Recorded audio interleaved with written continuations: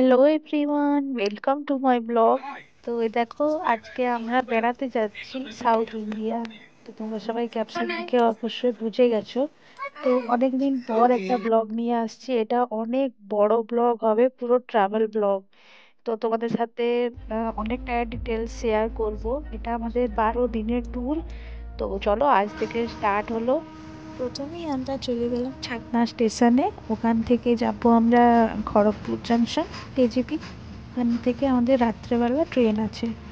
তো এ দেখো, আমরা সবাই মিলে বোলেরো করে চলে গেছি। যে ট্রাভেল এজেন্টের থ্রু দিয়ে যাচ্ছি আমরা, উনি গাড়ি অ্যারেঞ্জ করেছেন। বাবা হাত দেখাও, হাত দেখাও, হাত দেখাও। দুটো হাত না, একটা হাত।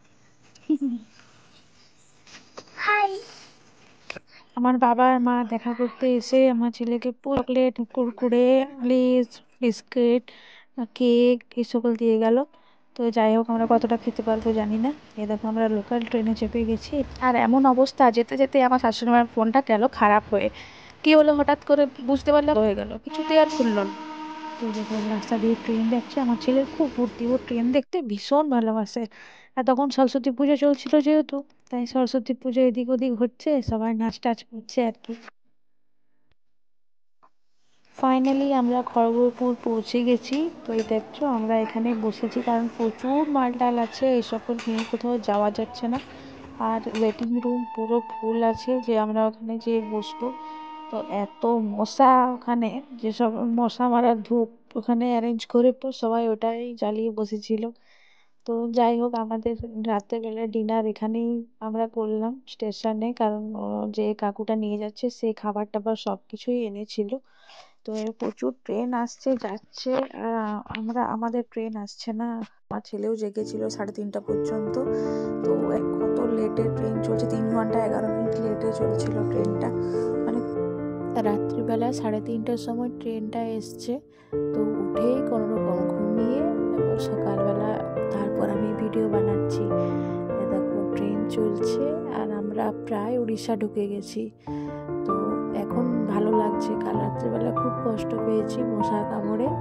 তো এখন আমার ছেলে ঘুমাচ্ছে, দেখো বেচারা কালকে রাত্রে 3:30 পর্যন্ত জেগেছিল, তারপর ট্রেনে উঠে তারপর ঘুমিয়েছে। এই নিরিবিলি স্টেশনটা আমার খুব ভালো লেগেছিল। এটার পরে এই চিল্কা হ্রদটা স্টার্ট হয়ে যাবে। তার মানে আমাদের ট্রেনের সাইডে এরকম হ্রদ দেখতে সত্যি ভালো লাগছিল, মনেই হচ্ছিল না যে এটা চিল্কা হ্রদ। যাই হোক, আরও কেউ এদিক দিয়ে গেছো, কীরকম লেগেছে যা অবশ্যই জানাবে। আমার ছেলে একটু বোর হচ্ছিল বলে ওকে একটু ফোনে কার্টুন দিয়েছি, দেখছে। দেখো এখনো শেষ হয়নি, চলছেই। আর দেখতে দারুণ লাগছিল। ট্রেনে খাবার দিয়ে দিয়েছে, এখন ট্রেনের খাবারের কোয়ালিটিও কমে গেছে। যাই হোক, এখন আমরা খেলাম, ওকে তারপর ওকে একটা আইসক্রিম কিনে দিলাম। তারপর আমি একটু স্টেশনে নামলাম দেখতে, যে বিশাখাপত্তনম অনেক ছোটবেলায় এসেছি আর স্টেশনটা দেখেছিলাম। তো এবার নেমে দেখে আসি। নেমে দেখলাম, তারপরে কিছুক্ষণ 20 মিনিট কি 40 মিনিট দাঁড়ালো, তারপর ছেড়ে দিল। দেখো আমার ছেলে কি করছে, এটা বলো তো, কি চালাচ্ছে ও? কি চালাবার অ্যাক্টিং করছিল বলো?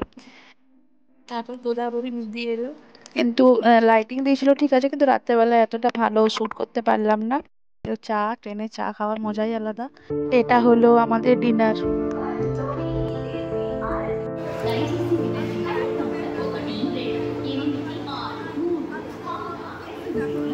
সকাল সকাল আমরা নেমে গেছি, মানে একটু লেট হলো ঠিক আছে। তিরুপতি স্টেশনে নেমে অটো করে হোটেলের উদ্দেশ্যে যাচ্ছি। এই ব্লগটা কীরকম লাগলো অবশ্যই জানাবে। আর ভালো লাগলে নেক্সট ব্লগ তো আবার তাড়াতাড়ির মধ্যেই আসছে, একটু ছোটো ছোটো বানাচ্ছি, নাহলে সবাই অধৈর্য হয়ে যাবে। হোটেলে ঢুকতেই বালাজির এই মূর্তিটা দেখে সত্যি মন ভালো হয়ে গেল। বললাম তিরুপতির উদ্দেশ্যে। এরপর পার্ট 2 দেখবে।